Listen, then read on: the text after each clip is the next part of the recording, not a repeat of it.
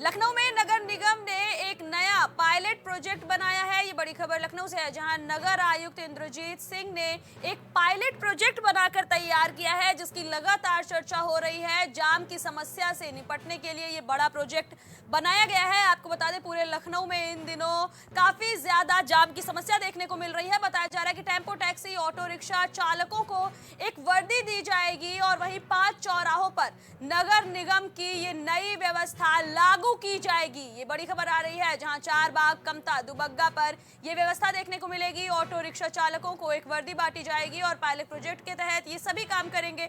Auto tempo से हर साल 2000 रुपए का शुल्क भी लिया जाएगा। लखनऊ में नगर निगम ने पायलट प्रोजेक्ट बनाकर तैयार किया है। खबर से जुड़ी ज्यादा जानकारी लेकर हमारे सहयोगी रितेश हमारे साथ जुड़ रहे हैं। रितेश, जिस तरह से पूरा लखनऊ जाम की समस्या से जूझ रहा है, क्या ये नया पायलट प्रोजेक्ट उसमें कारगर साबित हो सकता है?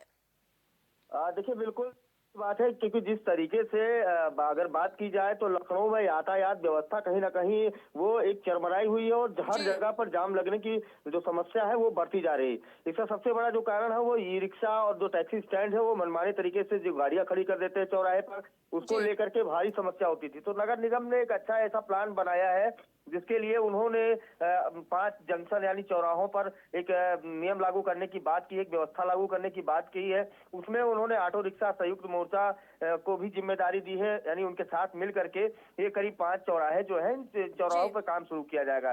तो ऐसे में चारबाग का रविंद्रालय चौराहा होगा और रेलवे आरक्षण केंद्र के पास के चौराहा है, नाका हिंडोला का चौराहा है, अवध चौराहा है, दुबग्गा चौराहा है, पॉलिटेक्निक चौराहा है, कमता है। तो ऐसे 5 चौराहे हैं जहां पर अभी नगर निगम इस तरीके की कार्य करने जा रहा है, जिससे कि वहां पर यातायात व्यवस्था ठीक रूप से रहे, सुचारू रूप से रहे। रितेश, हम ये भी जानना चाहेंगे कि ये व्यवस्था कब से शुरू हो सकती है, क्योंकि देखिए जिस तरह से लगातार लखनऊ में विकास के काम हो रहे हैं, कई एरियाज ऐसे हैं जो पिछले कई दिनों से, कई महीनों से, कई कई घंटों के जाम में लोगों को फंसा रहे हैं। तो ये व्यवस्था कब से शुरू हो सकती है और क्या मानकर चला जाए कि अगर इस व्यवस्था में नगर निगम को सफलता मिलती है तो पूरे शहर के बड़े चौराहों पर यह व्यवस्था देखने को मिलेगी? देखिए, अगर देखा जाए तो अभी जो 5 चौराहे की बात की जा रही है, उन 5 चौराहों पर नगर निगम यानी नगर आयुक्त इंद्रजीत सिंह की पूरी तरीके से नजर बनी हुई है।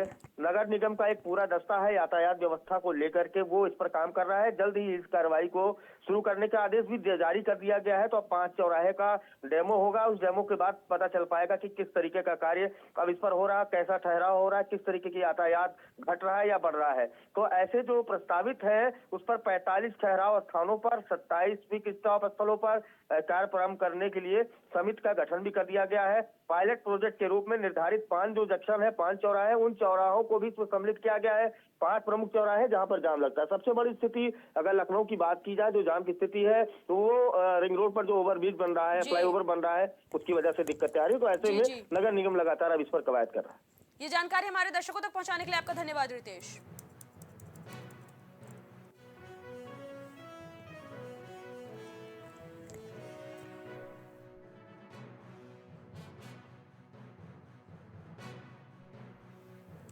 लोकसभा चुनाव के मद्देनजर सपा ने बीते दिन अपने 16 प्रत्याशियों की पहली लिस्ट जारी की है, जिसके बाद लालजी वर्मा को अंबेडकर नगर से चुनाव लड़ने का ऐलान किया गया है। बताया जा रहा है कि सपा ने लालजी वर्मा को अंबेडकर नगर से अपना प्रत्याशी चुना है।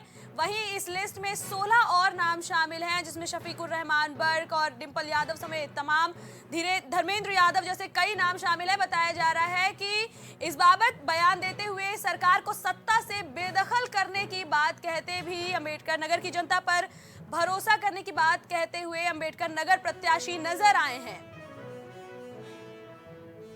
सबसे पहले मैं समाजवादी पार्टी के राष्ट्रीय अध्यक्ष श्री अखिलेश यादव जी को, कि जिन्होंने मुझ जैसे एक सामान्य कार्यकर्ता पर इतना बड़ा विश्वास किया है, उनको आभार देना चाहूँगा, आभार प्रकट करता हूँ।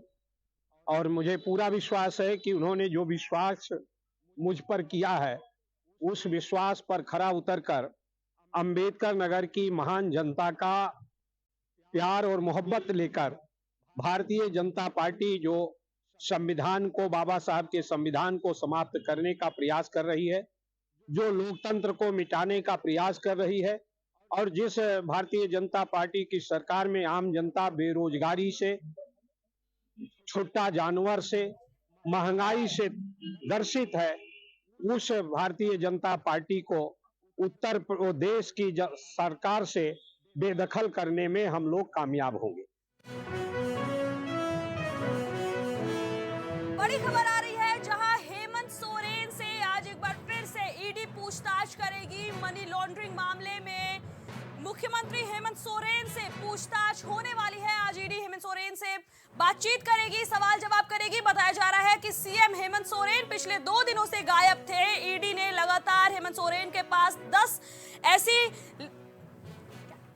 मनी लॉन्ड्रिंग मामले में हेमंत सोरेन से पूछताछ होने वाली है। लगातार ईडी हेमंत सोरेन को समन भेज रही थी, लेकिन सीएम हेमंत सोरेन जवाब देने को तैयार नहीं थे। ऐसे में अब बताया जा रहा है कि आज ईडी सीएम हेमंत सोरेन से पूछताछ करने वाली है।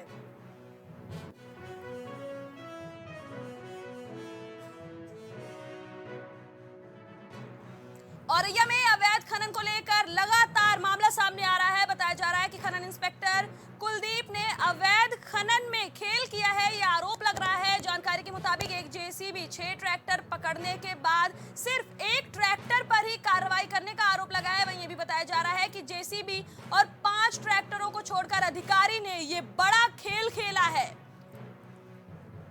आरोप लगाते हुए जानकारी सामने आ रही है कि सिर्फ एक ट्रैक्टर पर यह कार्रवाई होने से लोग नाराज भी हो रहे हैं।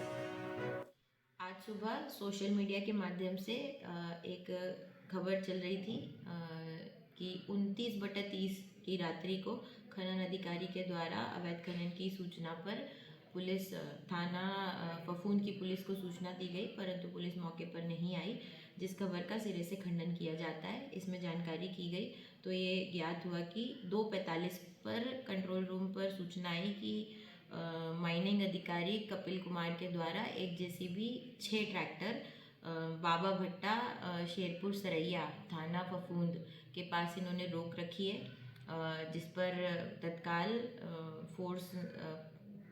थाना फोर्स पहुंचने से पहले नियरेस्ट पीआरवी 2635 को रवाना किया गया। और ऐसे ये बड़ी खबर आई है जहां अवैध खनन को लेकर अब एक अधिकारी पर भी आरोप लगने लगा है। बताया जा रहा है कि खनन इंस्पेक्टर कुलदीप पर ये आरोप लगे हैं, जिन पर ये साफ आरोप लगाया जा रहा है कि इन्होंने कार्रवाई करने में हिलाहवाली की है। एक जेसीबी और 6 ट्रैक्टर जब्त करने के बावजूद खनन इंस्पेक्टर पर महज एक ही ट्रैक्टर पर कार्रवाई करने का आरोप लगा है। फतेहपुर से एक बड़ा अजीबोगरीब मामला सामने आया है, जहां पर जूता फटने पर एक वकील ने दुकानदार को नोटिस भेज दिया। ये बड़ी खबर आ रही है जहां पर महज जूता फटने पर एक वकील ने दुकानदार को नोटिस भेजा है। उनका कहना है कि साले की लड़की की शादी में ना पहुंच पाने की वजह से वकील काफी ज्यादा नाराज हैं। ये भी खबर सामने आ रही है कि वकील मानसिक रूप से बीमार हैं, जिसके बाद उन्होंने महज जूता फट जाने पर एक दुकानदार को नोटिस भेज दिया और इलाज में खर्च और जूते की रकम पर खर्च हुए पैसे वापस मांगे हैं।